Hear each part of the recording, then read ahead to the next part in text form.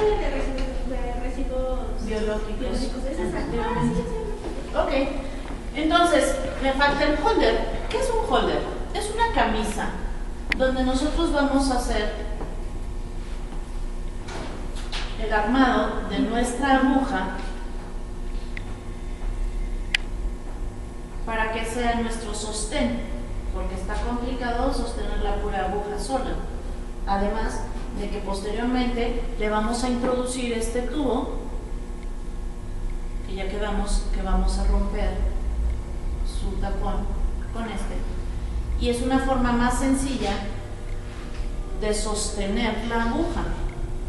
¿Por qué? Porque en algunos pacientes solamente necesitamos un tubo, pero hay pacientes en el cual requerimos más de un tubo al momento de la extracción y sería muy complejo estarlo sosteniendo la pura aguja.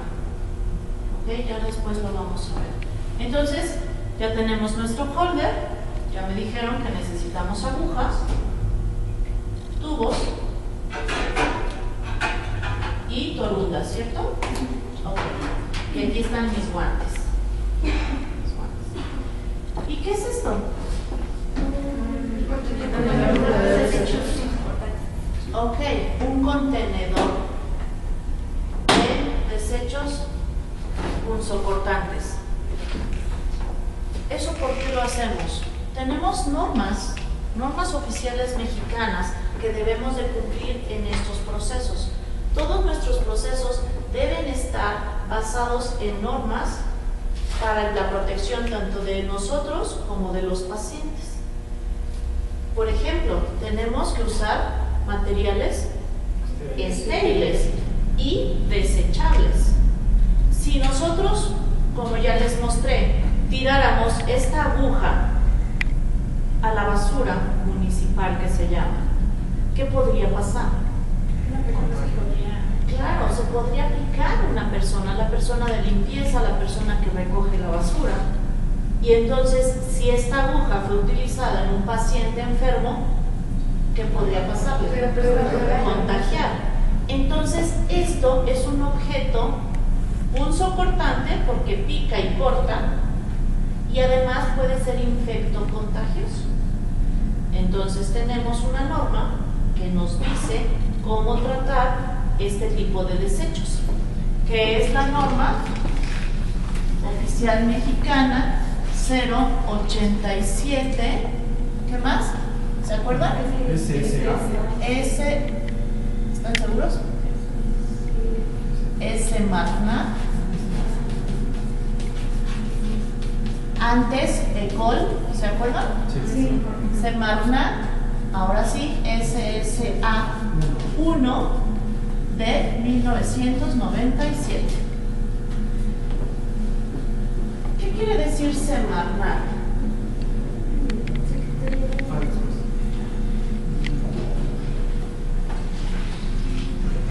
Secretaría del Medio Ambiente. Claro, y recursos naturales. Exacto, eso significa. Y la SSA, El Sistema de Salud. Secretaría de Salud y Asistencia. ¿Por qué hay dos entidades federativas en una sola norma? Por lo que hablamos anteriormente. Si yo tiro esto a la basura, estoy hablando del medio ambiente. Pero si alguien la recoge y se pincha, estoy hablando de la salud. También, si yo dejo esto, que es metal, al fin y al cabo, tirado, ¿qué le va a ir pasando? Se va a oxidar. Y si está oxidado y está en el suelo o en la tierra, va a contaminar la tierra. Entonces, de ahí la importancia de que la Semarnat, antes la Secretaría de Ecología, dictaminara junto con la Secretaría de Salud que debían regular la forma en que estos punzocortantes y la sangre, todos los desechos biológicos se desecharan de alguna manera regulada.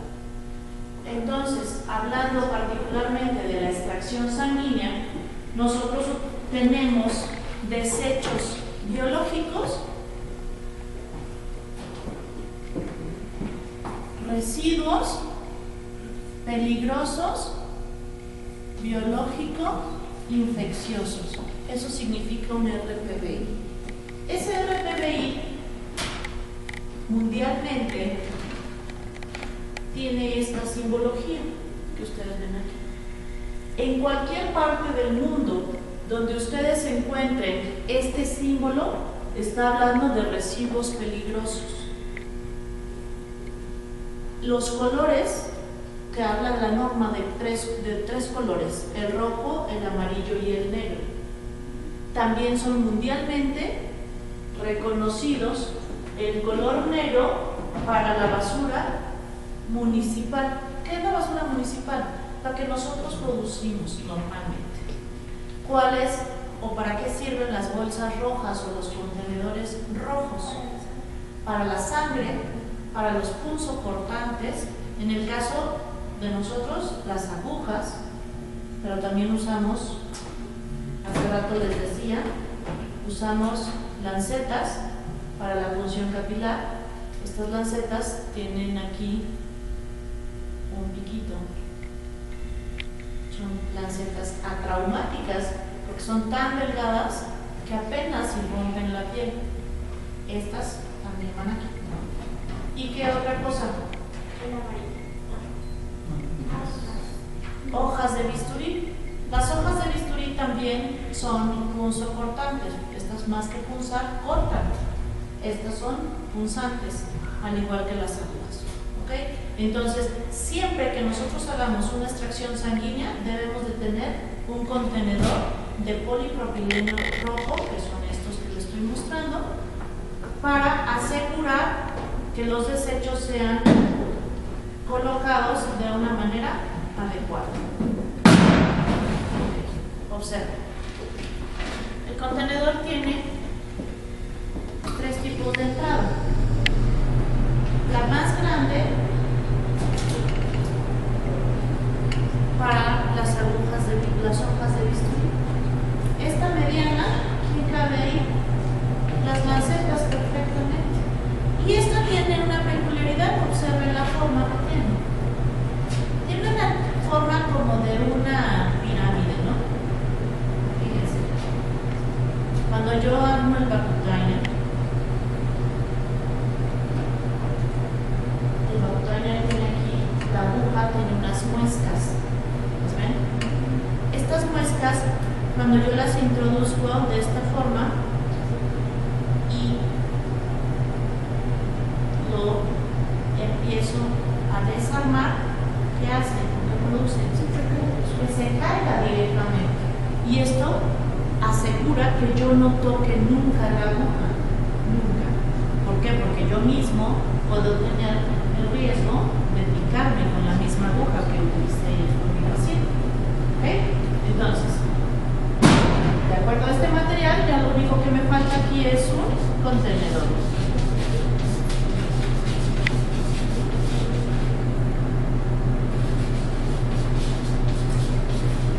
Ok. ¿Qué necesitamos, además del paciente, qué necesitamos para hacer una extracción sanguínea? ¿En qué orden tendremos que hacer o qué pasos debemos de seguir para hacer una extracción sanguínea? Primero tenemos que lavarnos las manos. Ok, primero nos lavamos las manos. Y la colocación de Entonces, la volvemos. vamos a llamar la técnica de extracción sanguínea. ¿En dónde?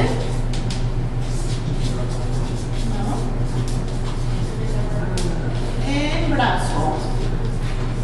Y ya quedamos que podemos sacar. Fíjense, también podemos obtener sangre de una gran vena que tenemos aquí en el cuello, que es la yugular. Este procedimiento normalmente no lo hace un técnico, normalmente lo hace un médico y se prefiere en los pacientes pediátricos. Si ustedes voltean a un bebé, digo también a cualquier persona, pues la sangre por gravedad se va hacia la cabeza. Entonces se engurgitan importantemente las venas y de ahí le sacas rápidamente. Pero no es un procedimiento fácil y mucho menos seguro. Entonces nosotros vamos a hacer extracción sanguínea en brazo. Me dijeron que me lave las manos.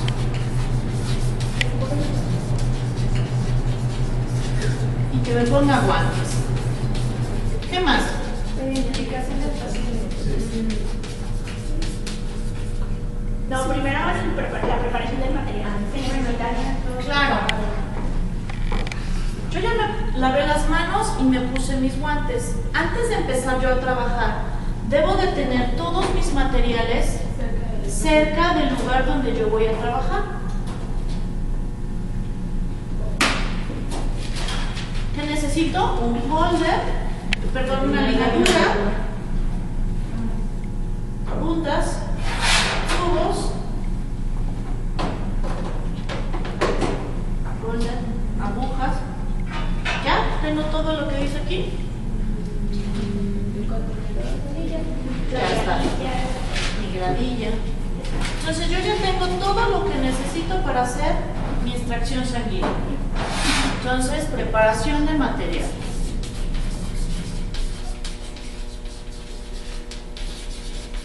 ¿Qué sigue después de esto? Identificación del paciente. Ok. Voy a identificar a mi paciente. ¿Cómo voy a hacer eso? Voy a llamar a mi paciente. Normalmente, ustedes van a tener una requisición que el paciente de antemano ya presentó en la recepción, agendó incluso tal vez la cita y ya les dijo qué tipo de estudios van a hacer o necesitan hacerse. Entonces ustedes ya recibirán una forma o un formato en el cual venga el nombre del paciente y los estudios que se le van a hacer. Con esto mismo, ustedes sabrán qué tipo de materiales van a necesitar. Si yo voy a obtener un tubo rojo, es porque le voy a hacer, ¿qué voy a hacer con un tubo rojo? Una química sanguínea. Si tengo un tubo lila, le voy a hacer una biometría hemática. Bueno, entonces yo le hablo a mi paciente y cuando le hablo a mi paciente le reitero que sea él, porque pueden pasar dos cosas. ¿Qué tal si yo llego con mi hija? Claro, normalmente también la requisición tiene la edad del paciente, pero sí es importante que ustedes siempre tengan la comunicación con el paciente para que no tengan errores en la toma de muestra. Entonces, identifican al paciente. ¿Ustedes qué hacen después de esto? La presentación del técnico. Claro, se presentan.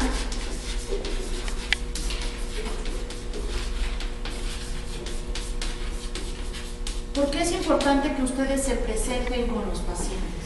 Para como empatizarte con el paciente, que él sepa que tú eres el que lo va a atender, que lo vas a tratar de cierta manera, que existe esa relación entre médico y paciente. Darle confianza. Claro, darle confianza al paciente. Recuerden, el paciente cuando va a hacerse unos estudios, la mayoría de las veces está enfermo, motivo por el cual le van a hacer unos estudios de análisis clínico. Entonces ustedes deben de ser muy empáticos con el paciente para tomar su lugar y saber que no le está pasando bien y que además ustedes lo van a picar, pues deben de tomarle la mayor consideración a su paciente. Ustedes se presentan, les dicen su nombre, les dicen qué cargo tienen en el laboratorio, que son los técnicos, y ahí es donde empezamos a darle las primeras instrucciones. ¿Qué le vamos a decir al paciente después de que nos presentamos? ¿Mostramos el material? ¿Le vamos a decir el procedimiento? No, vamos a tener, recuerden que ya tenemos aquí nuestro material. Vamos a rotular nuestros tubos. Hoy en día, la mayoría de los laboratorios trabajan con códigos de barras. Son etiquetas que directamente las lee un aparato en el cual vienen ya los datos del paciente, que son su nombre, su edad y el examen que le van a realizar a esa muestra. En el caso de nosotros no tenemos aparatos automatizados, así es que le vamos a tomar sus datos al paciente. ¿Qué debemos de traer siempre en nuestra bata? Una pluma y un lápiz y un plumón indeleble. Con el plumón indeleble vamos a tomar los datos del paciente. Ya nos presentamos, ahora entonces vamos a rotular el material. ¿Qué material es? Principalmente es el tubo, ¿no? Y ahora sí, lo que me dijeron, le voy a presentar mi material al paciente. ¿Por qué le voy a presentar el material al paciente? Para que verifique ¿Sí? Que está estéril y que es nuevo y que nunca se ha usado. Hay mucha gente que no conoce el sistema Vacutainer y tenemos en la mente una jeringa. Entonces, si yo tengo en la mente una jeringa, no se parece en nada a esto. Y yo podría pensar que esto ya se usó, porque pareciera que es solamente una parte de la jeringa. Entonces, ustedes deben explicarle al paciente que esta es su aguja, que es la que van a utilizar con él, y mostrarle un sello de seguridad que tiene la aguja y que está sellado, que nunca ha sido abierto y que va a ser el que ustedes van a usar con ellos. Entonces, en su presencia, lo rompen y se arma. Lo acabo de romper y voy a armar mi Vacutainer. Entonces, ¿qué paso sigue aquí?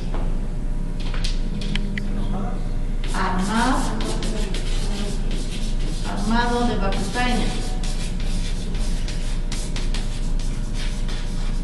Ok, ya armé mi Vacutainer y ahora sí, ya le digo a mi paciente que se descubra el brazo. ¿Solo un brazo? No, los dos brazos. Tenemos muchos tipos de pacientes que les han sacado sangre cada 8 días, a pacientes que nunca les han sacado. Entonces, ¿cuál será el criterio para nosotros de decidir qué brazo vamos a tomar? Fíjense, las venas se notan más en los brazos fuertes, es decir, los que más utilizamos, los que más usamos. En las personas diestras será el brazo derecho y en las personas zurdas será su brazo izquierdo. Sin embargo, si es el brazo que más utilizan, pues no hay que lastimárselo, hay que preferir el otro brazo. Sin embargo, pues va a ser tal vez más difícil encontrarle las venas en el otro brazo, tal vez. Por eso siempre le vamos a pedir al paciente que nos muestre sus dos brazos. Entonces, lo sentamos, lo ponemos cómodo y que nos muestre sus dos brazos. Mucha gente tiende a subirse las mangas de la ropa. Ustedes van a pedirle, por favor, que se descubra lo más que pueda de la ropa, que se quite los suéteres, lo que más se pueda, para que no les haga la misma ropa un torniquete. ¿Sale? Entonces, van a darle aquí indicaciones al paciente.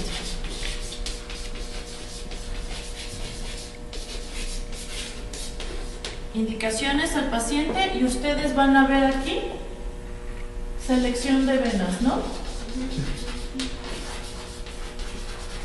Ok.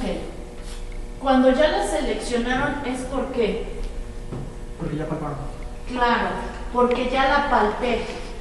Pudiera haber dicho porque ya la vi. Y cuando la palpan, ¿qué es lo que le palpan a la vena? el grosor y la dirección.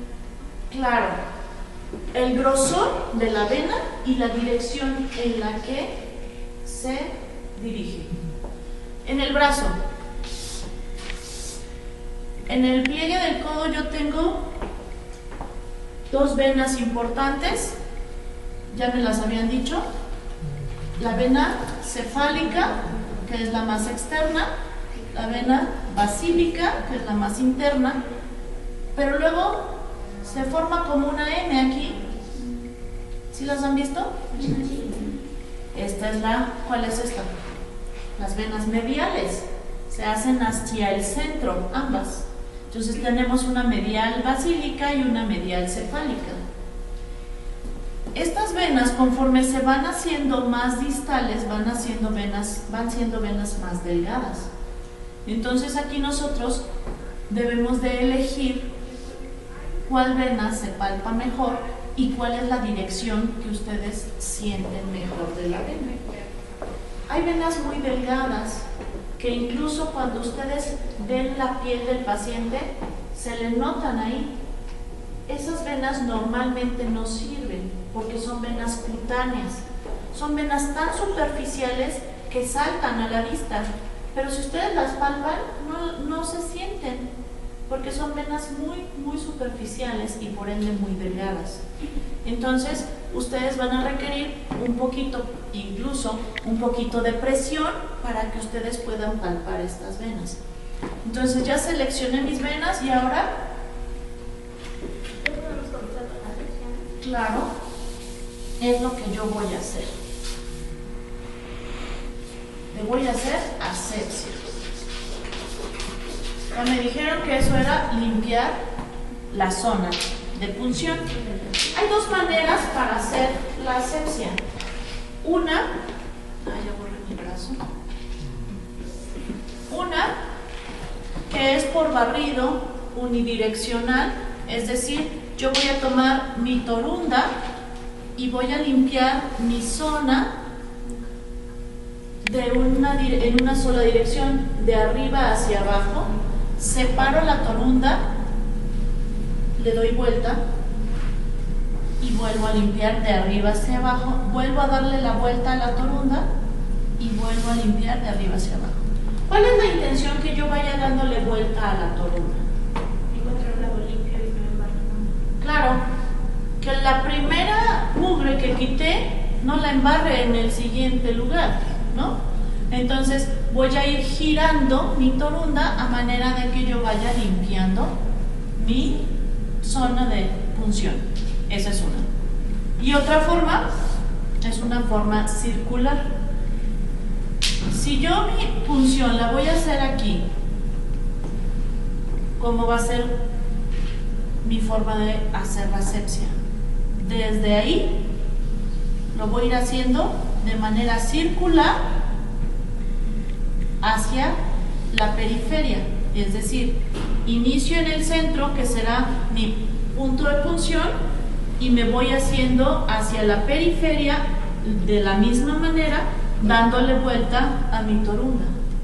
Ahorita lo vamos a hacer. Cualquiera de las dos es correcto. Bien, ya hice la asepsia. Después, claro, voy a poner con mi ligadura, voy a aplicar un torniquete. ¿Por qué primero limpié y después puse el torniquete? Porque el torniquete no se puede durar mucho tiempo. ¿Por qué? Se debe colocar. Pero ¿cuál es la razón principal?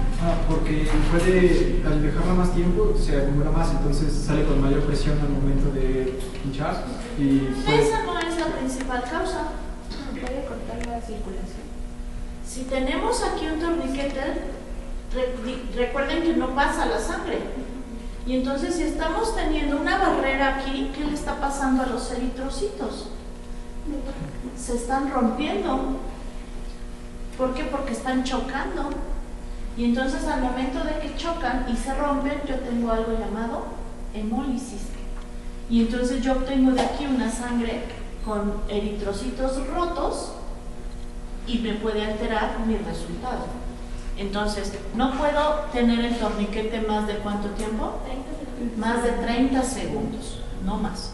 Ok, aplico torniquete y luego, Ya podemos hacer la punción. claro, punción. ¿Qué características tiene esta punción o qué debo de tomar en cuenta para hacer la punción? El bisel debe de estar hacia arriba. El bisel de la aguja debe estar hacia arriba. No falta fijar la vena. Claro, me falta fijar la vena. Antes de puncionar, se fija la vena. ¿Qué es eso? ¿A qué llamamos fijar vena? Estiramos un poco la piel para que no se mueva y así no tener como un error al picar con la... A funcionar. Recuerden que las venas no están fijas, o sea, no están atornilladas ni están clavadas. Entonces, si ustedes ahorita tocan una vena, se mueve la vena. Entonces, lo que ustedes hacen a eso que se llama fijar la vena es que con la piel van a aplanar la vena a planos más profundos y evitar que se mueva. al momento de que ustedes introduzcan la aguja. Entonces fijamos la vena, ahora sí funcionamos, que debemos de tener el bisel hacia arriba. ¿Sí saben qué es el bisel? ¿Todos? El orificio que tiene la aguja por donde va a introducirse la sangre. El bisel hacia arriba.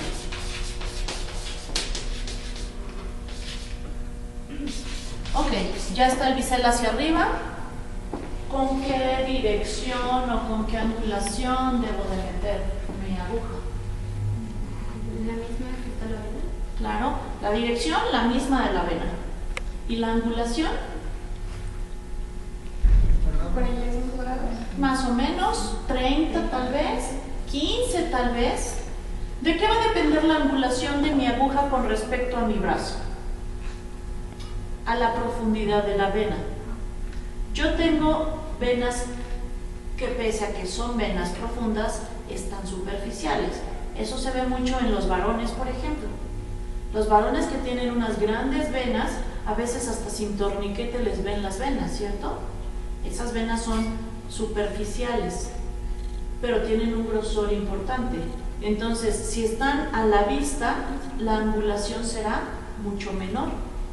¿Por qué? Porque ustedes jamás y nunca van a funcionar a 90 grados, nunca. Claro. Si dijimos que debe llevar la misma dirección, será forzosamente una angulación que tengamos para tener nuestra aguja con respecto a la vena la menor de las inclinaciones. Entonces, la angulación de la aguja dependerá de la profundidad de la vena.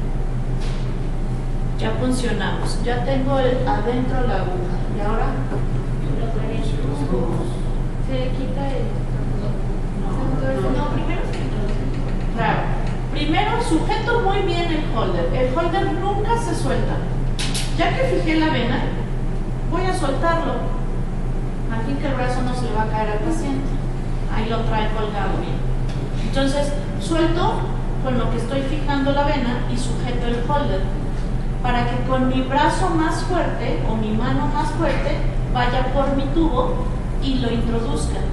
Recuerden que es látex y que es una aguja aquí adentro, entonces va a requerir cierta fuerza para que me rompa el tubo. Ok, ya lo introduje. Entonces aquí va, exacto, aquí va a introducir tubo.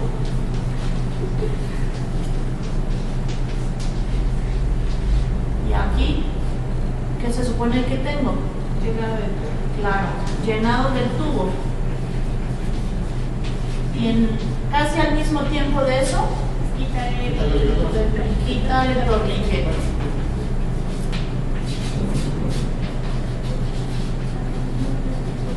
Ok, ojo aquí. Si yo requiero más de un tubo, no voy a quitar el torniquete hasta que termine con el último tubo. Es decir, yo introduzco mi primer tubo, ya lo llené. En teoría, ahí debería yo quitar mi torniquete. Pero si yo necesito más tubos, retiro este tubo, ojo aquí, debo de homogeneizar mi sangre, introduzco el siguiente tubo y entonces sí, retiro la ligadura, quito mi tubo, ¿sí? Entonces después de quitar el torniquete, ¿qué? Retiro el tubo, ¿no?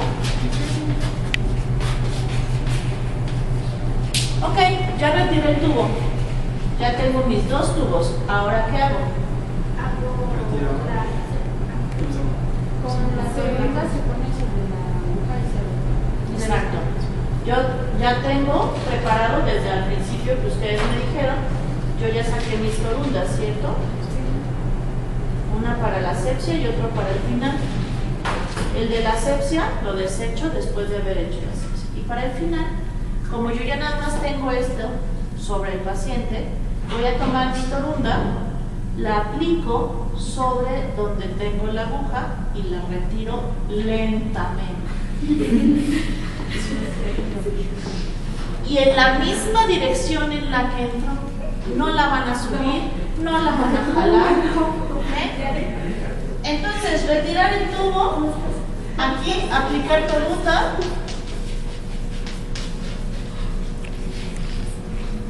sobre la zona de función, ¿cierto? Retirar aguja. ¿Y qué otra cosa hago después de retirar la aguja? Desecharla. Recuerden, yo ya le quité el tapón y directamente, ya saqué el de aquí y directamente me voy aquí y lo desecho. ¿Ok? Desecho de material. ¿La copa también se finalmente o que ya se termina?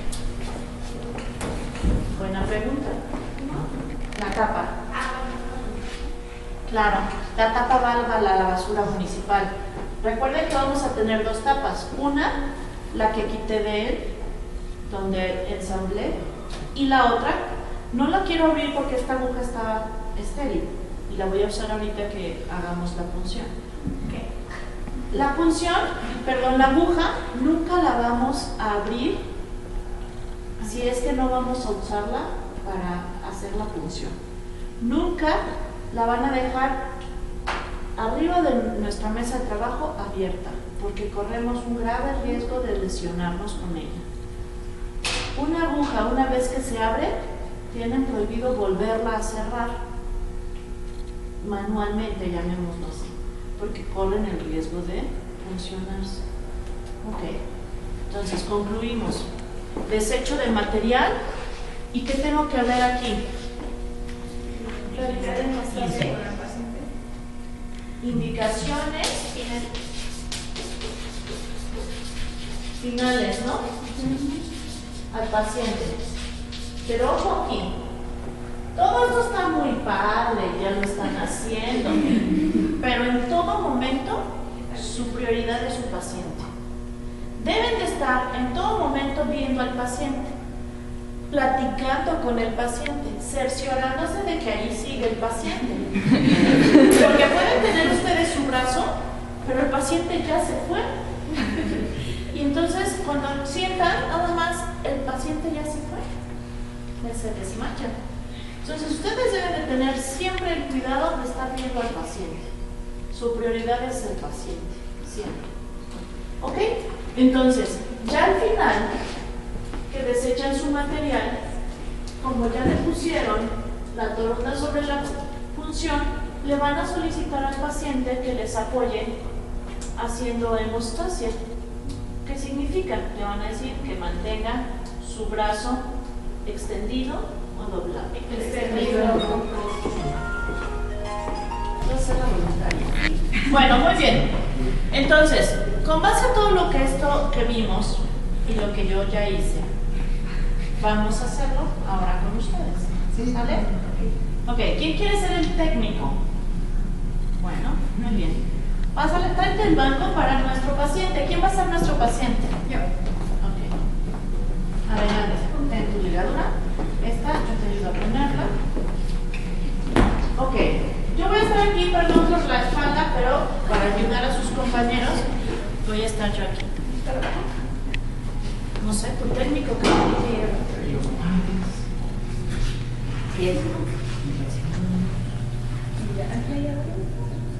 sí, pero ya pienso que ya te lavaste las manos. Ya se lavó las manos, ¿ok?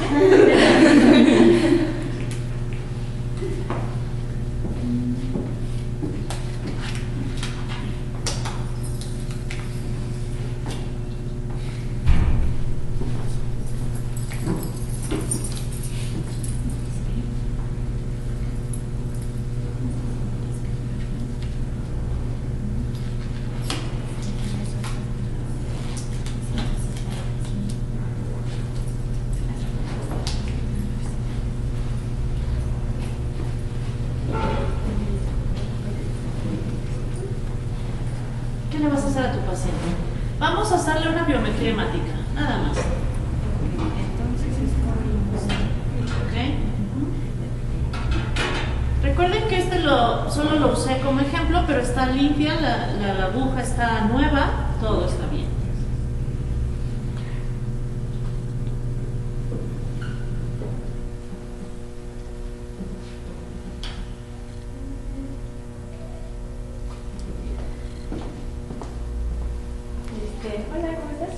bien? Tú eres Paola. Paola, muy bien. Te voy a hacer una extracción sanguínea. Ok. Yo me presento, soy la técnica Lynn. Okay. Entonces te voy a pedir que por favor te descubras tu bata, por favor.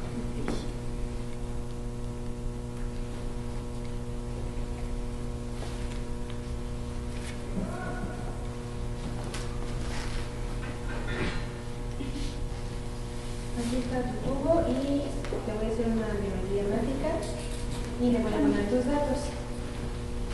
Entonces tú eres Paola.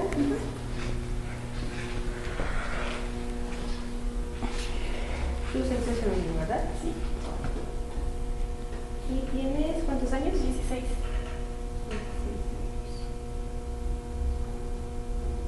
Muy bien. Entonces,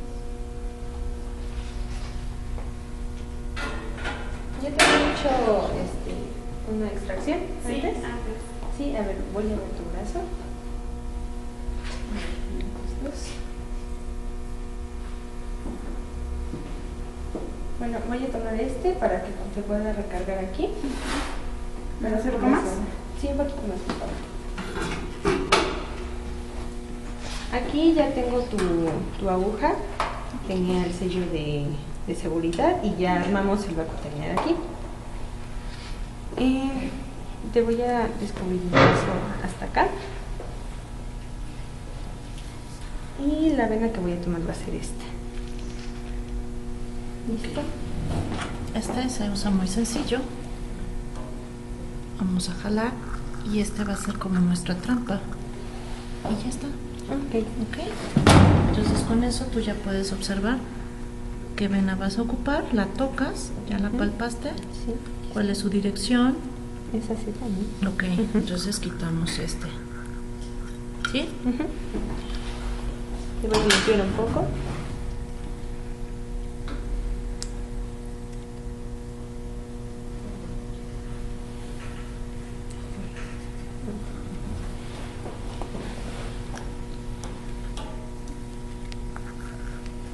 Ok. Ahora sí.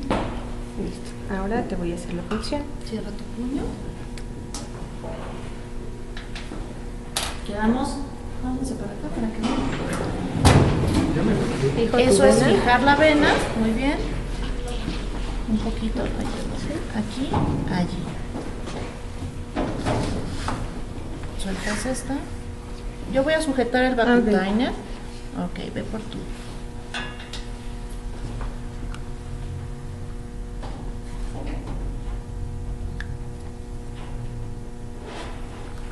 Ya obtengo sangre, quito la ligadura.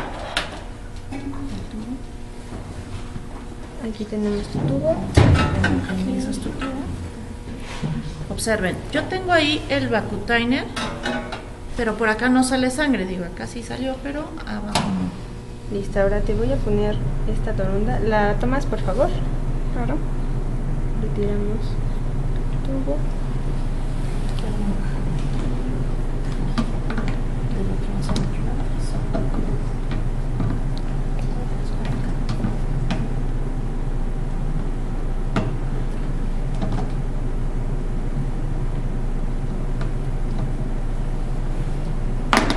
Pero no la tocó nunca. Ok, Listo.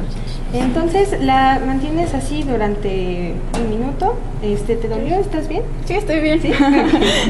Bueno, y ya, después la depositas en la basura. Ok, Ya, es todo. eso es todo. Gracias. Gracias.